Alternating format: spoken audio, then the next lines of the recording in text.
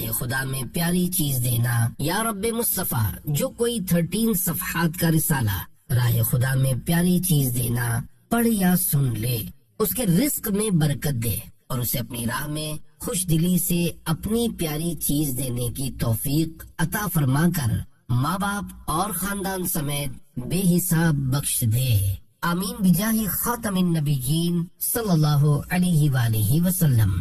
درود شریف کی فضیلت حضرت سیدنا ابو ہریرہ رضی اللہ عنہ سے روایت ہے کہ نبی کریم صلی اللہ علیہ وآلہ وسلم نے ارشاد فرمایا، جس نے کسی کتاب میں مجھ پر درود پاک لکھا، جب تک میرا نام اس کتاب میں رہے گا فرشتے اس کے لیے استغفار کرتے رہیں گے۔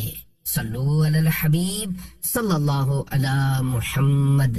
پیارے پیارے اسلامی بھائیوں، عام طور پر ہماری یہی عادت ہے کہ ہم اللہ پاک کی راہ میں اپنا بچا کھچا مال دیتے ہیں۔ مثلا کھانا کھا لیا اور اب اس کی ضرورت نہ رہی تو بچا ہوا کھانا کسی غریب کو دے دیتے ہیں۔ اسی طرح گھر میں کوئی چیز رکھی ہوئی ہے اور وہ ہمارے کام کی نہ رہی تو اسے کسی مسجد یا مدرسے میں دے دیتے ہیں۔ یوں ہی شادی وغیرہ کسی تقریب کا سلسلہ ہو اور مہمانوں کے لیے خوب کھانا پکایا گیا، اب اتفاق سے کوئی حادثہ یا بارش ہو گئی جس کی وجہ سے لوگ کم آئے اور 2-4 دیگیں بچ گئیں، تو اب وہ بچی ہوئی دیگیں یتیم خانے یا اسپتال میں دے آتے ہیں۔ یوں ہمارے یہاں عام طور پر یہی طریقہ کار ہے کہ ہم اللہ پاک کی راہ میں وہی چیز دیا کرتے ہیں جو ہمارے کام کی نہیں ہوتی۔ اس کے برعکس ہمارے اسلاف اپنی بچی کچھ ہی نہیں بلکہ سب سے عمدہ، پسندیدہ اور کام میں آنے والی چیزیں اللہ پاک کی راہ میں خرچ کیا کرتے تھے۔ بطور ترغیب اس ضمن میں ایک ایمان افروز واقعہ پیش خدمت ہے۔ ابو ذر غفاری رضی اللہ عنہ کا عمدہ اونٹ۔ حضرت سیدنا ابو ذر غفاری رضی اللہ عنہ مدینہ شریف کی ایک قریبی بستی میں رہا کرتے تھے۔ گزر بسر کے لیے آپ کے پاس چند اونٹ اور ایک کمزور سا چرواہا تھا۔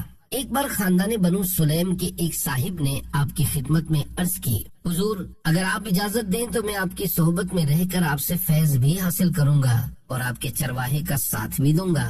سیدنا ابو ذر غفاری رضی اللہ عنہ نے فرمایا، اگر تم میرے ساتھ رہنا چاہتے ہو تو تمہیں میری اطاعت کرنی ہوگی۔ عرض کی، حضور کس بات میں اطاعت؟ ارشاد فرمایا، جب میں اپنے مال میں سے کوئی چیز راہ خدا میں دینے کا کہوں تو سب سے بہترین چیز دینی ہوگی۔ اس نے شرط کو منظور کر لیا اور آپ کی خدمت میں رہنے لگا۔ ایک دن کسی نے سیدنا ابو ذر غفاری رضی اللہ عنہ سے عرض کی، یہاں ندی کے کنارے کچھ غریب لوگ آباد ہیں، ہو سکے تو آپ ان کی امداد کر دیجئے۔ آپ نے قبیلے بنو سلیم کے اس شخص کو جو آپ کی خدمت میں رہتا تھا بلایا اور فرمایا، ایک اونٹ لے آؤ۔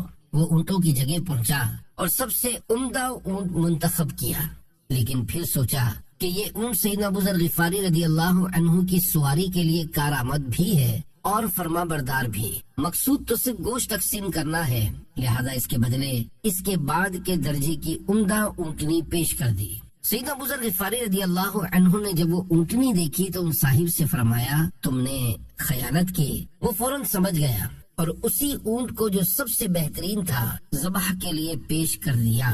سیدنا ابو ذر غفاری رضی اللہ عنہ نے اس سے ارشاد فرمایا، ندی کے کنارے جتنے گھر آباد ہیں سب کی گنتی کر لو اور میرا گھر بھی اس میں شامل کر لو، پھر اونٹ کو ذبح کر کے سب گھروں میں برابر برابر گوشت پہنچا دو اور میرے گھر میں دوسروں کے مقابلے میں کوئی بوٹی بھی زائد نہ جانے پائے، اس کا خیال رکھو۔ جب اونٹ کا گوشت تقسیم کر دیا گیا تو سیدنا ابو ذر غفاری رضی اللہ عنہ نے اس شخص کو اپنے پاس بلایا اور پوچھا، تمہارے اور ہمارے درمیان اللہ پاک کی راہ میں عمدہ مال خرچ کرنے کی جو شرط طے کی گئی تھی، کیا تم اسے بھول گئے تھے؟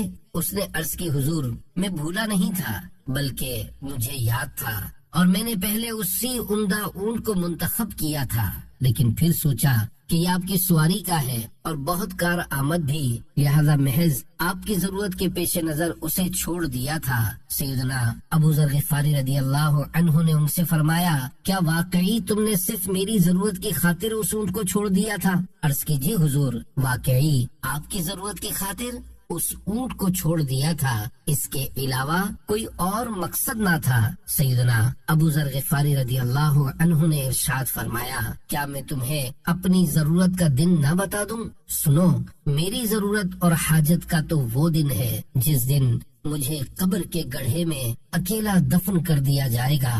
باقی رہا مال تو اس کے 3 حصے دار ہیں۔ نمبر 1 تقدیر، جو مال لے جانے میں کسی کا لحاظ نہیں کرتے۔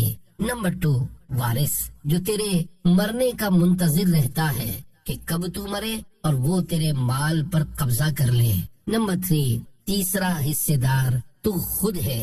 جب تقدیر اور وارث مال لینے کے معاملے میں کوئی رعایت نہیں کرتے تو اپنا حصہ لینے میں کیوں پیچھے رہتا ہے؟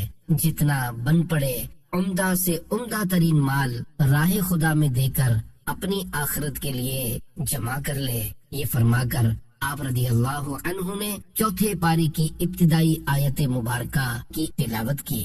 لن تنالوا البر حتى تنفقوا مما تحبون، پارہ 4 سورہ آل عمران آیت 92، ترجمہ کنز الایمان۔ تم ہرگز بھلائی کو نہ پہنچو گے جب تک راہ خدا میں اپنی پیاری چیز نہ خرچ کرو، اور فرمایا کہ اسی لیے جو مال مجھے سب سے زیادہ پسند ہوتا ہے اس کو راہ خدا میں خرچ کر کے اپنی آخرت کے لیے ذخیرہ کرتا ہوں۔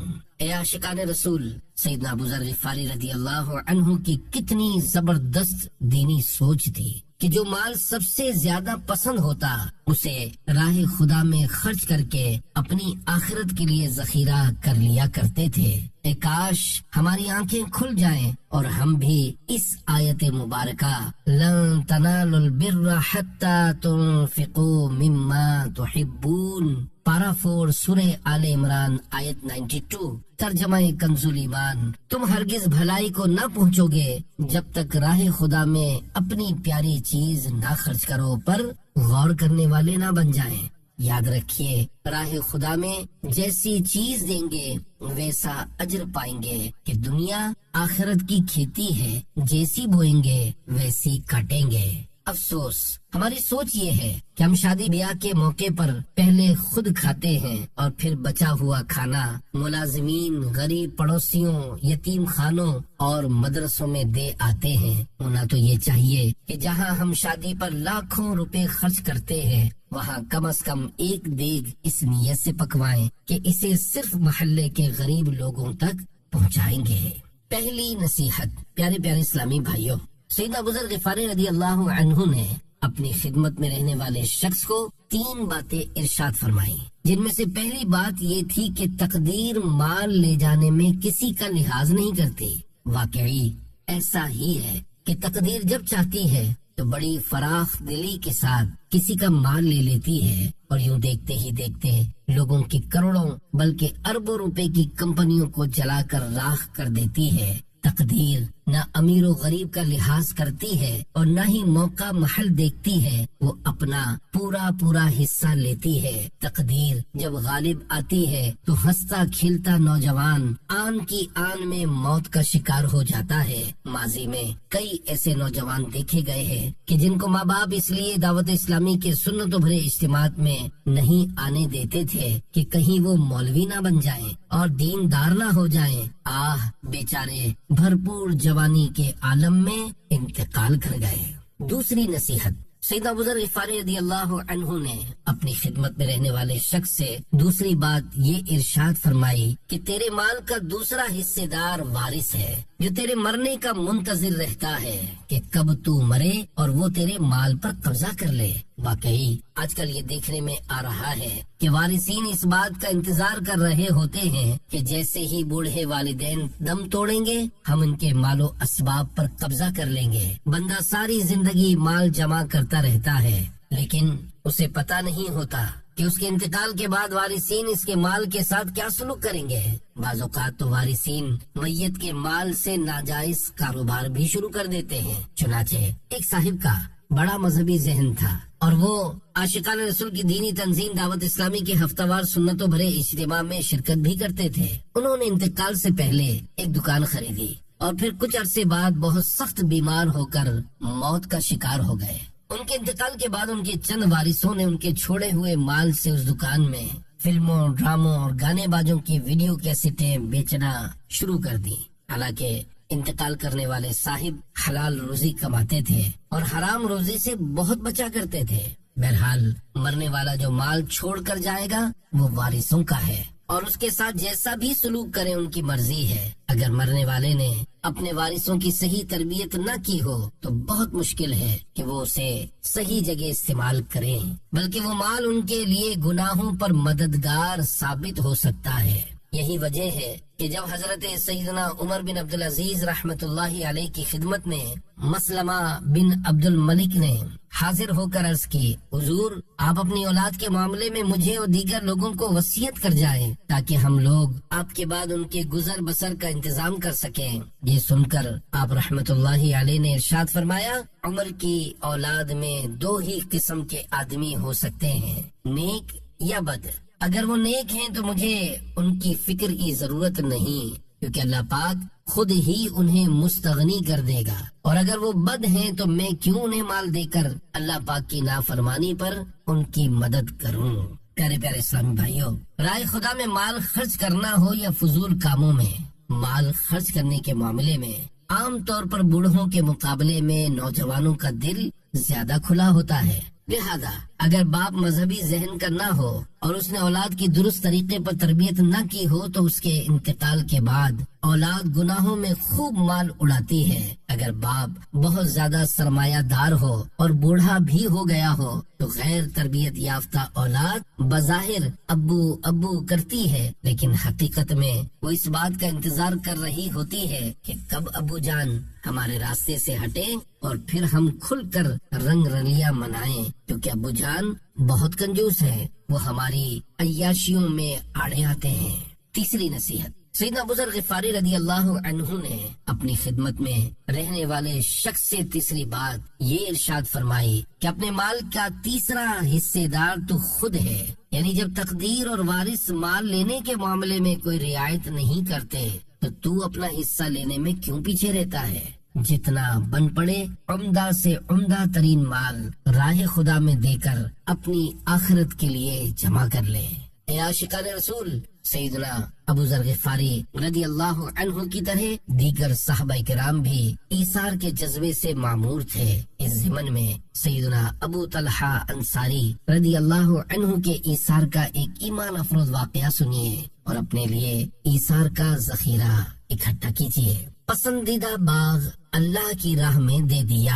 حضرت سیدنا انس رضی اللہ عنہ فرماتے ہیں کہ حضرت سیدنا ابو طلحہ انصاری رضی اللہ عنہ صحابہ کرام علیہم رضوان میں سب سے زیادہ مالدار تھے، اور سب سے زیادہ باغات بھی آپ ہی کے پاس تھے۔ آپ کے پاس ایک بہت ہی عمدہ باغ تھا جس کا نام بیروحا تھا۔ اس باغ کا پانی بہت میٹھا تھا، اور اس باغ کو یہ شرف بھی حاصل تھا کہ پیارے آقا مدینے والے مصطفیٰ صلی اللہ علیہ وآلہ وسلم اس باغ میں تشریف لاتے اور اس کا پانی نوش فرماتے تھے۔ پھر جب یہ آیت مبارکہ نازل ہوئی، لَن تَنَالُوا الْبِرَّ حَتَّى تُنْفِقُوا مِمَّا تُحِبُّونَ، پارہ 4 سورہ آل عمران آیت 92، ترجمہ کنز الایمان۔ تم ہرگز بھلائی کو نہ پہنچو گے جب تک راہ خدا میں اپنی پیاری چیز نہ خرچ کرو۔ تو سیدنا ابو طلحہ انصاری رضی اللہ عنہ بارگاہ رسالت میں حاضر ہوئے اور عرض کی، یا رسول اللہ صلی اللہ علیہ وآلہ وسلم، مجھے اپنے تمام باغات میں بیروحا سب سے زیادہ پسند ہے، اور اللہ پاک نے ارشاد فرمایا کہ اپنی پسند کی چیز اس کی راہ میں دی جائے، تو میں اپنا سب سے پسندیدہ باغ بیروحا اللہ پاک کی راہ میں صدقہ کرنا چاہتا ہوں۔ سرکار مدینہ صلی اللہ علیہ وآلہ وسلم بہت خوش ہوئے اور فرمایا کہ اسے اپنے عزیز و اقارب میں تقسیم کر دو۔ چنانچہ سیدنا ابو طلحہ انصاری رضی اللہ عنہ نے وہ باغ اپنے رشتہ داروں میں تقسیم کر دیا۔ اے عاشقان صحابہ و اہل بیت، دیکھا آپ نے سیدنا ابو طلحہ انصاری رضی اللہ عنہ نے ایک آیت قرآنی سنی تو فوراً اپنا سب سے پسندیدہ باغ اللہ پاک کی راہ میں صدقہ کر دیا، جبکہ ہم بار بار قرآن پاک کی آیات سننے کے باوجود ان پر عمل نہیں کرتے۔ ذرا غور کیجئے کیا کبھی کوئی آیت قرآنی سن کر ہم پر اثر ہوا؟ مثلاً یہی آیت مبارکہ لن تنالوا البر حتى تنفقوا مما تحبون، پارہ 4 سورہ آل عمران آیت 92، ترجمہ کنز ایمان، تم ہرگز بھلائی کو نہ پہنچو گے جب تک راہ خدا میں اپنی پیاری چیز نہ خرچ کرو۔ سن کر ہم پر اثر ہوا کہ ہم نے اپنی پسندیدہ چیز راہ خدا میں صدقہ کر دی ہو، مثلا اپنی پسندیدہ گھڑی، رومال یا پین وغیرہ راہ خدا میں دیا۔ یاد رکھیے، کسی مسکین یا فقیر کو دینا ہی اللہ پاک کی راہ میں دینا نہیں، بلکہ اگر اپنے کسی جاننے والے اسلامی بھائی کو اپنی کوئی پسندیدہ چیز تحفے میں دی تو یہ بھی اللہ پاک کی راہ میں دینا ہی ہوا، اور اس پر بھی ثواب ملے گا۔ صحابہ کرام علیہم رضوان کتنے زندہ دل تھے کہ جہاں قرآن پاک کی کوئی آیت مبارکہ یا پیارے آقا صلی اللہ علیہ وآلہ وسلم کا کوئی ارشاد سنتے تو فوراً اس کا اثر ان کے دلوں پر وارد ہوتا اور وہ اس پر عمل کرتے۔ ذرا سوچئے، کیا کبھی کوئی آیت مبارکہ یا حدیث پاک سن کر ہمارے دل میں بھی اس پر فوراً عمل کرنے کا خیال آیا؟ شاید کبھی نہیں آیا ہوگا۔ افسوس، ہم پر اثر نہیں ہوتا، ہمارے دل اب زندہ نہیں رہے، اور بدقسمتی سے ہماری قوت ایمانی بالکل کمزور ہو چکی ہے۔ اے عاشقان رسول، ہمارے پیارے آقا مکی مدنی مصطفیٰ صلی اللہ علیہ وآلہ وسلم بھی کیا خوب ایثار فرمایا کرتے تھے۔ چنانچہ جھکی ہوئی مسواک، ایک بار پیارے آقا مکی مدنی مصطفیٰ صلی اللہ علیہ وآلہ وسلم سفر پر تھے۔ آپ نے 2 مسواکیں حاصل کی، جن میں سے ایک سیدھی تھی اور دوسری کچھ جھکی ہوئی، تو رسول اللہ صلی اللہ علیہ وآلہ وسلم نے وہ سیدھی مسواک اپنے ساتھی کو عطا فرما دی، اور جو خمدار یعنی جھکی ہوئی تھی اسے اپنے پاس رکھ لیا۔ صحابی نے عرض کی، آپ سیدھی مسواک رکھ لیتے اور مجھے جھکی ہوئی عطا فرما دیتے۔ آپ صلی اللہ علیہ وآلہ وسلم نے ارشاد فرمایا، جب 2 مسافر یا 2 مسلمان کچھ وقت کے لیے بھی ساتھ رہتے ہیں اور اس وقت میں وہ ایک دوسرے کے ساتھ جیسا برتاؤ کرتے ہیں تو قیامت کے دن اس کے بارے میں بھی پوچھا جائے گا۔